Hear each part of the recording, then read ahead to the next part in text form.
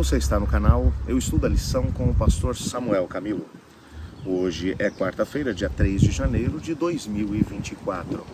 E o tema que estudaremos a nossa lição será Orações Inspiradas. O texto que tem nos acompanhado essa semana toda encontra-se em Lucas no capítulo 24, versos 44 e 45, que diz assim: A seguir Jesus lhes disse: São essas as palavras que eu lhes falei estando ainda com vocês. Era necessário que se cumprisse tudo que está escrito a respeito de mim, na lei de Moisés, nos profetas e nos salmos. Então lhes abriu o entendimento para compreenderem as Escrituras.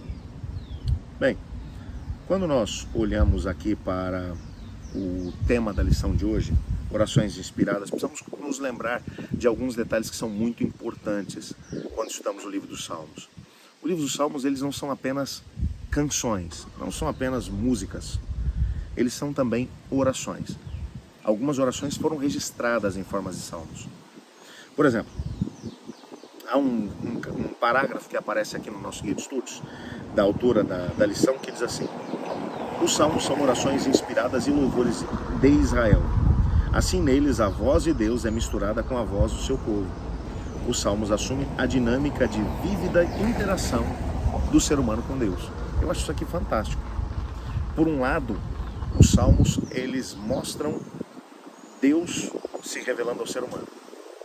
Por outro, demonstram a reação do ser humano em relação à revelação que recebeu da parte de Deus.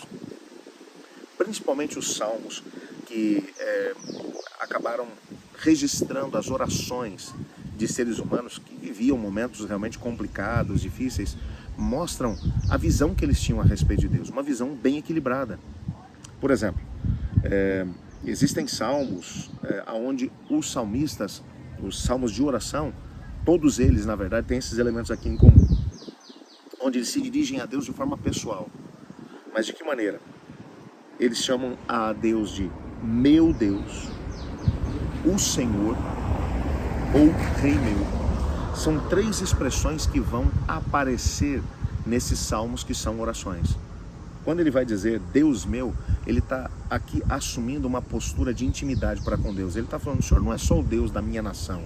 O Senhor não é só o Deus do rei, ou do sacerdote, ou das demais pessoas que estão se dando bem nesse momento. Não, o Senhor é o meu Deus. Isso muda completamente as circunstâncias. Hoje nós vivemos uma época em que as pessoas, muitas pessoas têm dificuldade de poder entender a relação de intimidade que precisam ter com Deus. Acham que vão conseguir isso simplesmente indo à igreja no sábado de manhã. Quando, na verdade, essa relação de intimidade com Deus, ela se cria através das diversas circunstâncias da vida. Por isso, quando ele é apresentado como Deus meu, o salmista está dizendo: você, Deus, é o meu Deus. Eu te conheço. Eu tenho uma ligação contigo. Ele também é chamado de o Senhor. Isso aqui é uma coisa fantástica. É o salmista que está passando por um momento complicado. Ele está orando a Deus e ele está dizendo: eu tenho a plena certeza de quem tu és. Tu és o Senhor da minha vida. Isso, na perspectiva do mundo antigo, significava o quê? Significava que Deus tinha autoridade sobre a vida dele. Era Deus quem mandava na vida dele. Era Deus quem tinha autoridade para poder dirigir, para poder comandar, para poder fazer com que as coisas acontecessem, como um servo em relação ao seu senhor.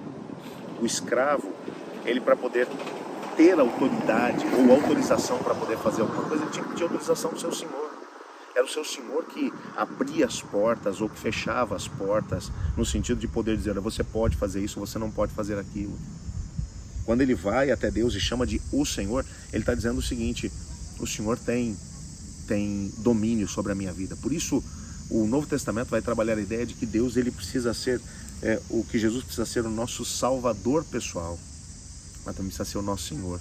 Como Salvador, ele nos perdoa os pecados, e como Senhor, ele direciona, ele dirige a nossa vida.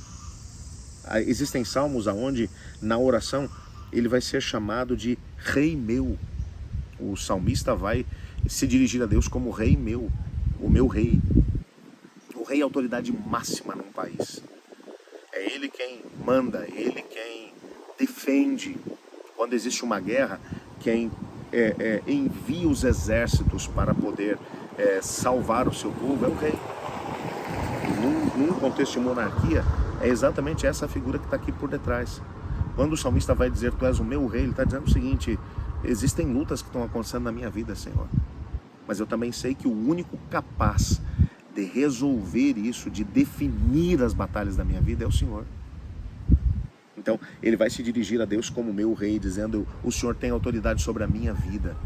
É o Senhor quem determina aqui as coisas, é o Senhor quem manda, porque o Senhor é o rei, a maior autoridade na minha vida.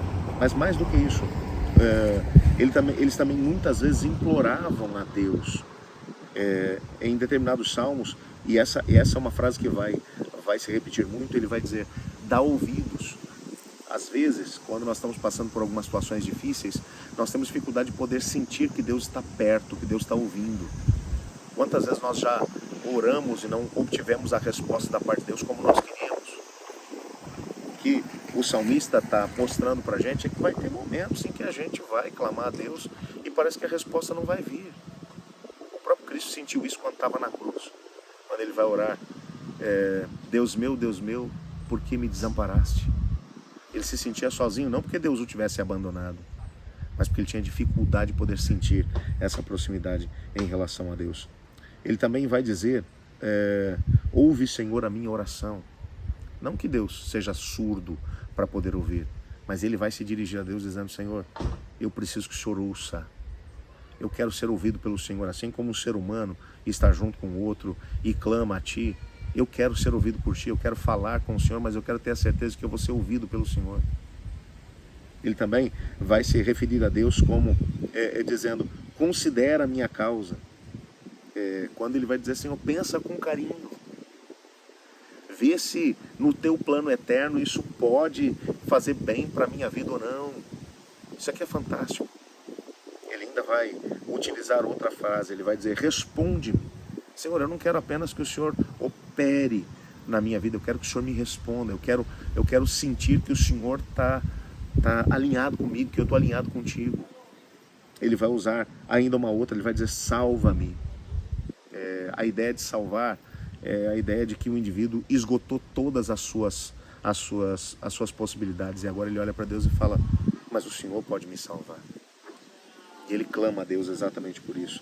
Essas expressões são expressões de pessoas que estão orando a Deus. São expressões de pessoas que entendem perfeitamente que a resposta dos seus dramas vem única e exclusivamente de Deus. Isso nos enche de esperança, porque nós temos um Deus que nos conhece e que, à semelhança daquilo que aconteceu com os salmistas há 3.000 anos atrás, nós também temos a possibilidade de poder orar a Ele e saber que Ele nos ouve e Ele responde às nossas orações. Aliás, eu queria aproveitar a oportunidade de convidar agora para poder orar comigo.